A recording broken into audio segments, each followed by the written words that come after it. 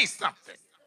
Who gonna want to sit up in heaven for an eternity with a God who's been so good to us, and we've been so disobedient to him?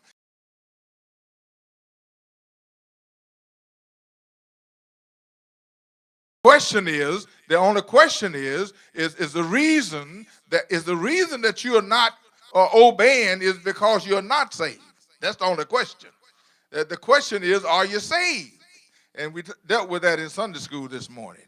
But the idea is, if you are saved, then your disobedience is not going to keep you out of heaven, but it's going to drop you down a little bit as it relates to the awards. Let's not worry so much about what this coronavirus means. Don't worry about that. Sometimes we're trying to figure out what it means. How does it fit in? How does it fit in prophecy? And how does it fit here? If God hadn't shown it to us, then we ought to leave it alone. The point is, it's on us. Amen.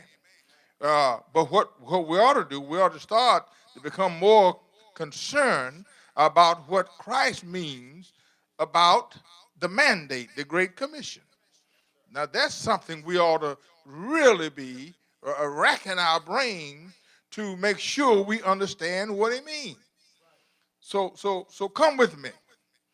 Come with me, and let's look for a moment at this beautiful chapter, the closing chapter of Matthew. This is a lovely chapter. I want to give you an outline of this chapter, but I'm only going to say a few words on the last point of this outline. The outline begins, number one, verses 1 and 2.